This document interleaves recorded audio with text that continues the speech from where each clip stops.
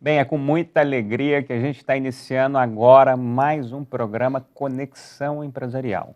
Como a gente tem feito a cada edição, um momento de conversar, de aprender e de escutar grandes lideranças, pessoas que realmente têm feito a transformação nas áreas em que atuam. E hoje, especificamente, a gente vai falar de inovação, a gente vai falar de tecnologia. O programa Conexão Empresarial está recheado de informações nesse sentido. E para falar sobre essas questões de tecnologia, de transformação digital, de novas ferramentas que a gente está tendo à disposição do nosso dia a dia, eu tenho aqui o Roberto Oliveira. Roberto Oliveira, nascido em Belo Horizonte, é cofundador e CEO da TakeBlip, empresa líder em Business Messenger e comércio conversacional que oferece soluções de comunicação entre as marcas e consumidores em aplicativos de mensagens, como é o caso do WhatsApp. O empreendedor estudou Educação Executiva, Inovação e Empreendedorismo na Universidade de Stanford, Finanças no IBMEC e é graduado em Engenharia Elétrica e de Telecomunicações pela UFMG. Tem mais de 20 anos de experiência lançando e desenvolvendo empresas de tecnologia. Também é cofundador e membro do conselho da Confrapar, da Mino e da Pop Recarga. Alegria estar te recebendo aqui, meu caro Roberto Oliveira. Não é de hoje que eu escuto falar das suas andanças aí no desenvolvimento de tecnologia, de ferramentas e com muito sucesso. Então, seja muito bem-vindo ao Conexão Empresarial, ao programa Conexão Empresarial do canal Viver Brasil. E para começar, eu queria te conhecer um pouco. Você é de Belo Horizonte, como é que foi a sua formação? Seja muito bem-vindo ao Conexão Empresarial. Obrigado, Gustavo. Um prazer imenso estar aqui. Conheço demais seu pai, você, o canal Viver, né? Toda a história também que vocês construíram aqui em Belo Horizonte. Eu sou mineiro de coração, mas eu nasci em São José dos Campos. Então você é paulista? Sou paulista, mas sou mais mineiro que paulista, até de origem, porque o meu pai, na verdade, ele nasceu em Muzambim e minha mãe em Pará de Minas, pertinho aqui, né? E a família dos dois migrou para Belo Horizonte, eles se conheceram em Belo Horizonte. Meu pai também estudou na UFMG, mas eles casaram e mudaram, e meu pai foi trabalhar no INPE, que é a NASA brasileira, né? O Instituto Nacional de Pesquisas Espaciais. E aí ele mudou para lá recém-casado, e aí eu e os meus 3 irmãos todos nascemos em São José dos Campos, mas quando eu tinha 12 anos de idade eles decidiram voltar para cá, que era onde a família deles toda vive, e a gente voltou e desde então estou aqui em Belo Horizonte, me considero um Belo Horizontino com certeza. E adoro morar aqui. E antes do início da sua formação, pelo que eu estou entendendo, você já tinha uma formação anterior. O seu pai já era do campo de inovação. Sem dúvida. Correto? Sem dúvida. Meu pai sempre foi uma grande referência para mim, acho que é super natural isso. E ele era um cientista, ele trabalhava com pesquisa no INPE, que é o Instituto Nacional de Pesquisas Espaciais. E eu lembro daquela época, eu tinha menos de 12 anos, né? Ele contava pra gente um equipamento que eles estavam desenvolvendo lá que chamava UAI, porque só tinha mineiros trabalhando nesse projeto, e é a Unidade de Aquisição de Imagens. Foi um primeiro equipamento que, através de captação de sinais que vinham de satélites, eles conseguiam montar uma imagem e, a partir da imagem, fazer a previsão meteorológica, que é uma das principais coisas que o INPE faz aí, inclusive ajudando a agroindústria e tudo mais. Né? Isso então, é o quê? Década de 80? 70, eu nasci 80? em 1972, isso era o início, provavelmente, da década de 80. De 80, né? E como é que você foi se formando? Como é que é a sua formação? Você nasceu aqui em Belo Horizonte, como é que você começa os seus primeiros passos? Não, então, eu nasci em São José dos Campos. Veio para cá com os 11 anos. Eu mudei para cá com 12 anos e aqui eu mudei para cá, eu passei uma temporada no Pio 12, que era o colégio marista, na verdade, que eu estudava num salesiano, na verdade, marista, num colégio salesiano, vim e passei um período no Pio, mas logo em seguida fui para o Coltec, que é o colégio técnico da UFMG, e lá já comecei a me especializar na engenharia, só que na época técnica e eletrônica. Meu pai era Ainda novinho. Era época colegial, né? O meu pai, ele é engenheiro eletricista também. E o que ele trabalhava era com isso, né? Então eu sempre tive essa influência da engenharia e os brinquedos que eu ganhava era montar circuito eletrônico. Ganhei um computador muito novo, na época TK-85, até antes do TK-85. Para quem é da área aí de software vai lembrar do que eu estou falando e entender o que eu estou falando. Então tive essa influência muito grande que me fez, já na época colegial, fazer um curso técnico e depois eu fui fazer a escola de engenharia da FMG, fiz engenharia elétrica também. Uma das coisas que também me influenciaram, que veio do meu pai, é que meu pai, quando ele mudou para cá, ele foi trabalhar no CETEC, que é o Centro de Tecnologia do Estado de Minas Gerais, também fazendo a mesma coisa que ele fazia lá no INPE, mas ele também montou a empresa dele, que começou muito pequenininha, e eu fui o primeiro funcionário dele.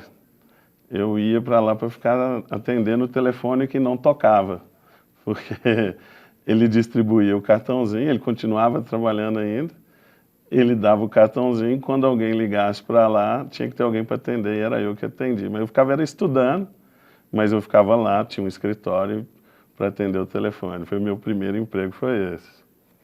E aí você se forma quando? Eu formei em agosto de 1996. Você ficou nesse trabalho aí com seu pai quanto tempo? Não, então eu tive uma experiência também, que foi uma influência também muito grande, que foi na IBM. Isso antes de se formar? Foi antes até de eu entrar na escola de engenharia, porque no curso técnico, quando você termina o curso técnico, você precisa fazer um estágio. E nessa época eu consegui entrar na IBM. Aqui em Belo Horizonte? Que era na Avenida Getúlio Vargas, onde é o estado de Minas hoje. Ah, é verdade, o prédio da IBM era aquele ali. E a IBM nessa época era como se fosse a Apple hoje, Sim. A Amazon, era talvez a principal empresa de tecnologia do mundo, né? E eu tive uma referência muito importante lá, não só assim da cultura empresarial, que era muito forte, mas também de ter vivido o início dessa era da computação, né? É a época dos mainframes. Quando eu estava lá, a IBM lançou o PS, que era o Personal System, que era o PC da IBM. Eu via a indústria da computação pessoal praticamente nascer, assim, se popularizar, na verdade. Não nascer porque já existia, mas se popularizar nessa época, mas as empresas usavam mais os mainframes e aqueles terminais, que eram os terminais... Para quem está nos vendo aqui agora, te assistindo e te conhecendo, o que é mainframes? Fala aí para elas. Mainframe é um computador, são os primeiros computadores que as empresas começaram a utilizar. Para você ter uma ideia... O PC é o equipamento pessoal, é o computador pessoal. Isso.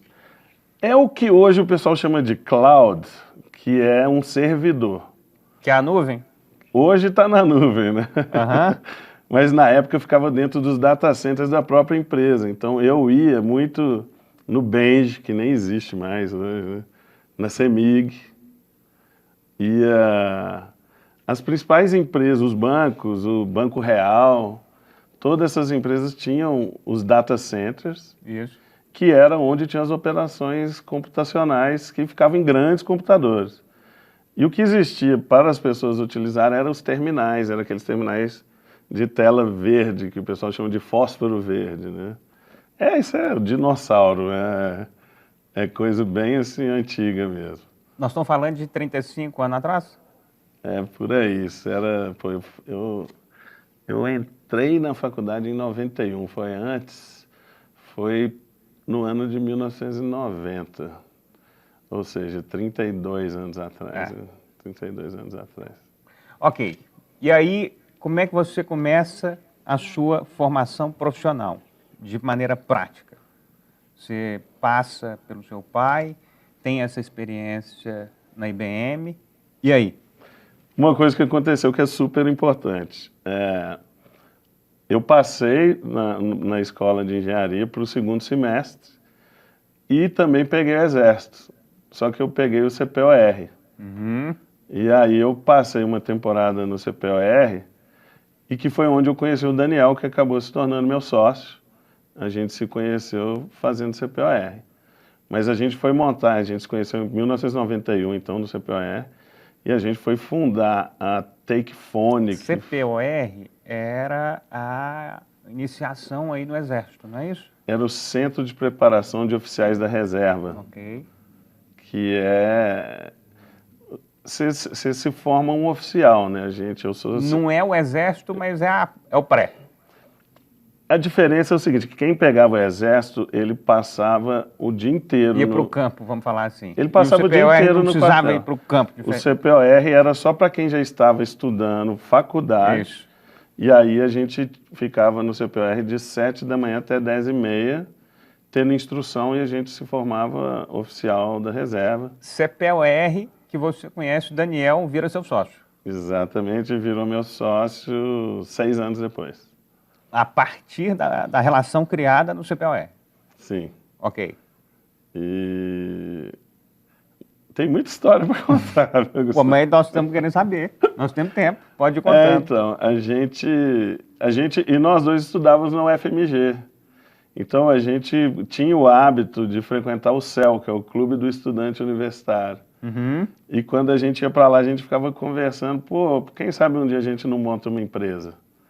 E aí a gente ficava sempre conversando, a família dele Isso aí também. você tinha 18, 20, 21 anos de idade. Por aí. Ok. E a gente fundou a empresa, eu tinha 25 anos, que foi em 1997. Isso eram uns 4, 5 anos. Na verdade, a gente nunca parou de falar sobre isso. Porque a mãe dele, a família dele, na verdade, tinha uma empresa também, que era uma confecção, fábrica de roupa. E meu pai tinha essa empresa. Ele trabalhava já com a mãe dele, eu também trabalhava na empresa do meu pai. E ao mesmo tempo estudava, fazia faculdade, e a gente falava, pô, a gente podia montar uma empresa juntos e tal. E então a gente passou essa época do estudando, mas sempre falando sobre isso. E a gente sempre falava em montar uma loja de computador. Porque na época estava se popularizando mesmo, existia uma demanda grande. E a gente vivia, então, discutindo isso. Aí, o que aconteceu? A gente formou, eu continuei trabalhando na empresa do meu pai, ele trabalhando com a mãe dele, mas ele resolveu fazer uma pós-graduação em marketing. Paralelamente, o Toninho, que é o nosso terceiro sócio... Que não esteve aqui até agora. Acabou de chegar aqui. Acabou de chegar. Ok. Mas ele está na minha vida desde o dia que ele nasceu, porque ele é irmão do meu pai. Opa, é seu tio. Meu tio. O Toninho merece muito respeito nessa história. Exatamente. Ok. Só que o Toninho, o que aconteceu? Ele tinha ido para Brasília a convite do Danilo de Castro, quando o Danilo de Castro foi o presidente da Caixa Econômica Federal. Perfeito. E aí ele estava lá, ele era um dos diretores da Caixa Econômica. Eu tomei um café com o Danilo de Castro, quando ele era presidente da Caixa Econômica Federal, com meu pai, no BH Otton Palace. Não esqueço disso. Já tem um tempo, né? Então, só te relembrando. Então, já tem um tempo isso. E o Toninho, eu sempre ficava falando com meu pai que ele precisava... A empresa do meu pai é uma empresa de engenharia, assim, ele desenvolve equipamentos para a indústria siderúrgica e mineradora, mas ele nunca investiu em marketing e vendas. E eu ficava falando com ele o que devia, a gente tinha que investir em marketing e vendas e tal. E o Toninho participava dessas conversas de família, assim. E aí, igual eu ficava falando com o Daniel que queria montar uma empresa, o Toninho começou a falar comigo que quando ele aposentasse, ele queria montar uma empresa junto comigo. De tecnologia. Não, qualquer empresa. E a ideia que eu tinha, que a gente discutia com o Daniel, era uma loja de computador. Aí eu comecei a falar, Toninho, então vamos montar uma loja de computador. Coincidentemente, o Toninho voltou de Brasília, foi fazer uma pós-graduação em marketing, caiu na sala junto com o Daniel. Do CPOR. Do CPOR. E aí o Daniel foi falar com o Toninho, uai, seu Zé Roberto, o que você está fazendo aqui? Zé Roberto é meu pai. Daí ele falou assim, eu não sou o Zé Roberto não, eu sou o Toninho, eu sou irmão do Zé Roberto. Daí o Daniel falou assim, uai, o Roberto fez CPR comigo, inclusive, vou montar uma empresa junto com ele. Aí eu falei assim, mas eu também. Então nós vamos ser sócios, né? Acabou de formar o triângulo. Aí um começou a chamar o outro de sócio, muito antes da gente ser sócio, um apelidou o outro de sócio durante esse curso e eles começaram a se chamar de sócio. Aí a gente acabou tendo a ideia de montar uma loja de celular, que foi uma influência que o Toninho que trouxe, na verdade, porque o Toninho, na época que ele morou em Brasília... Quando é que é isso? Quando é que é isso? Então a gente fundou... A loja de celular. Em 1997. A loja de celular. É. Ok. Qual era o nome? Takefone. Takefone. Ah, então era tudo, já estava começando o conglomerado.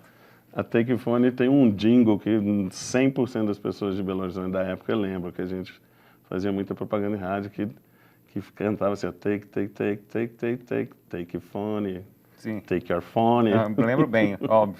Cara, todo mundo lembra desse jingle, quem é da época. Era né? Vocês e Backpack?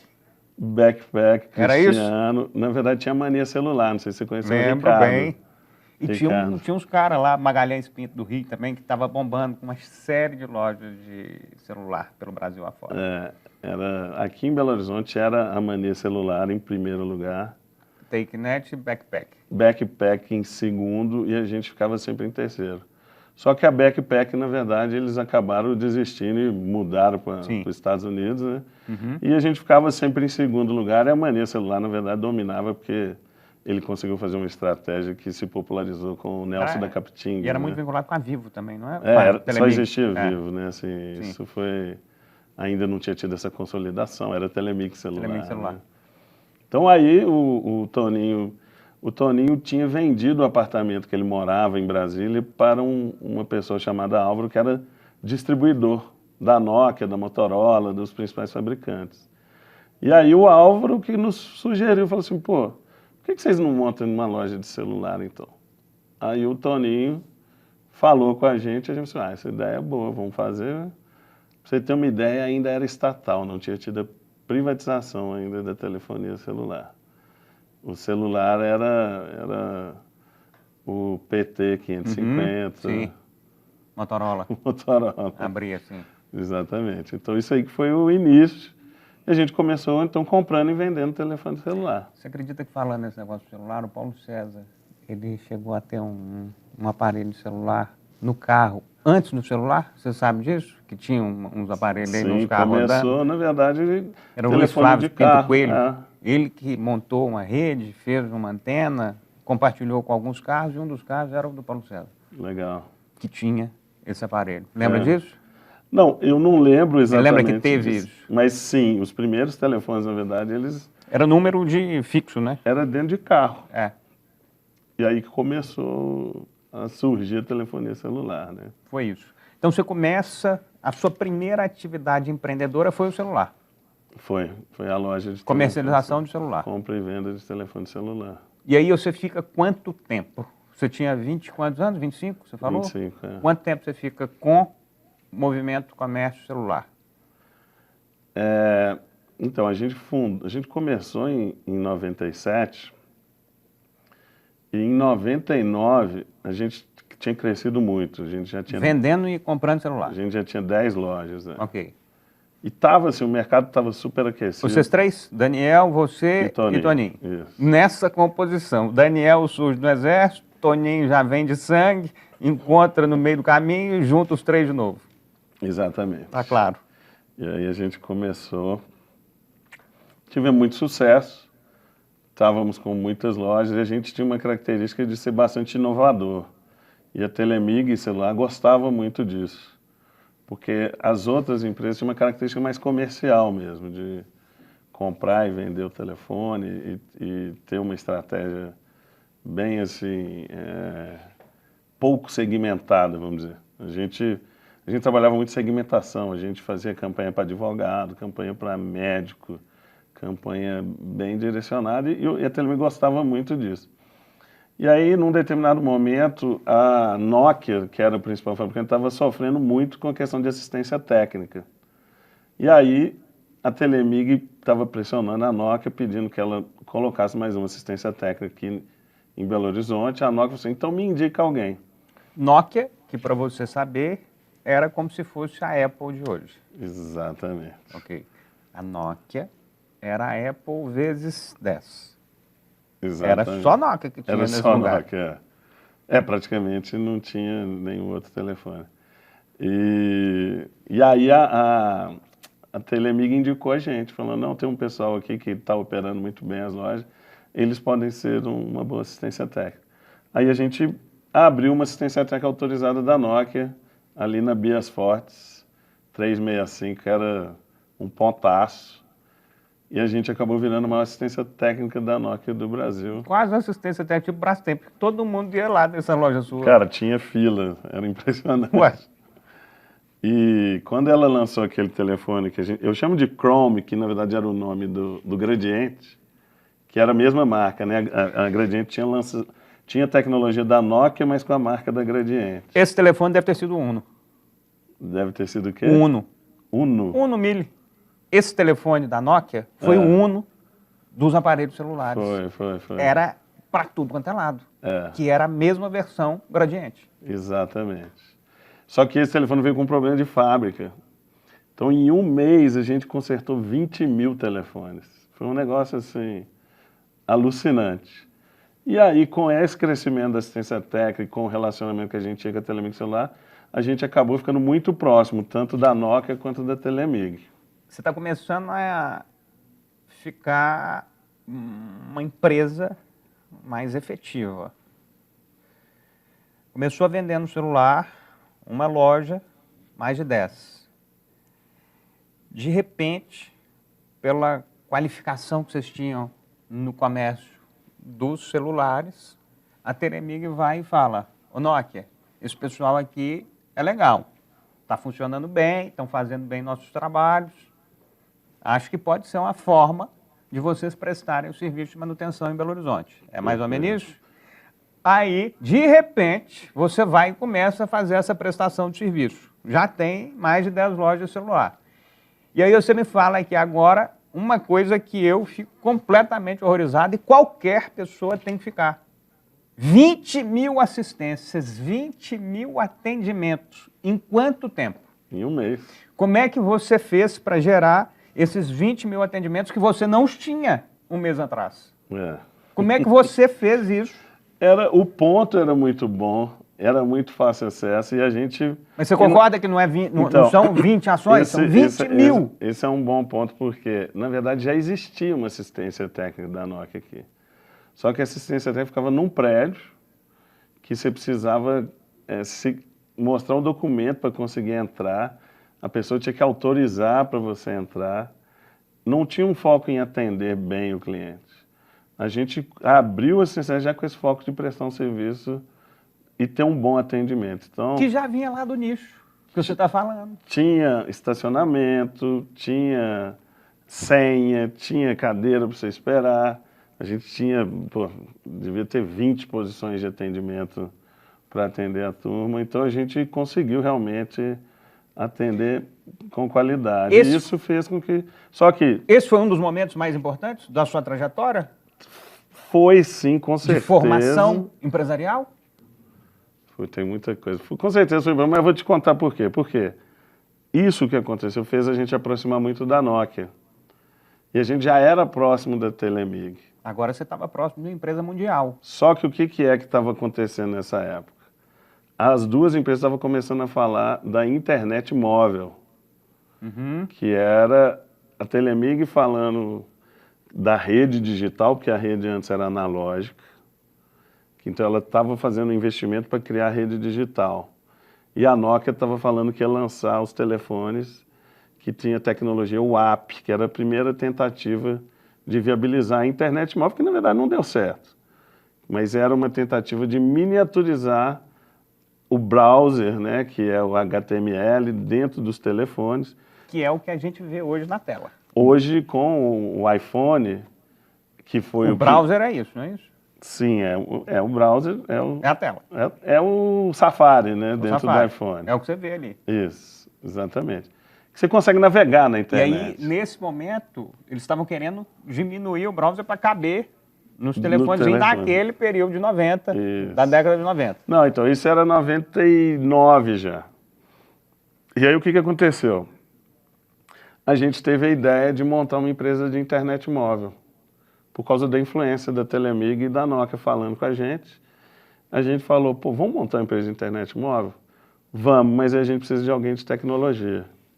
E aí que surge o Marcelo, que é o quarto sócio, que é meu irmão, que a gente convidou para ser nosso sócio na empresa de internet móvel, que é a TakeBlip. Só que naquela época chamava TakeNet. Isso. Eu lembro bem. Então o que aconteceu? A gente falou, vamos montar uma empresa de internet móvel? A gente assim, pô, então, só para a gente entender aqui. Roberto, começa então, só para a gente já seguir para o próximo bloco, mas eu queria só fazer o resumo até agora. Nós tivemos então, primeiro momento, você foi trabalhar ali com seu pai, depois disso você já montou a sua primeira iniciativa ali, que foi a loja de celular. Da loja de celular, junto com o CPOR, você criou a assistência, que foi uma solicitação da própria Telemig, fez ali o contato, você fez o acordo com a Nokia e passou a fazer uma assistência diferenciada. Perfeito. E a partir dessa assistência diferenciada, que você, no primeiro mês, atendeu 20 mil clientes diferentes, aí você teve uma nova ideia, um novo insight para te levar a TakeNet. Perfeito.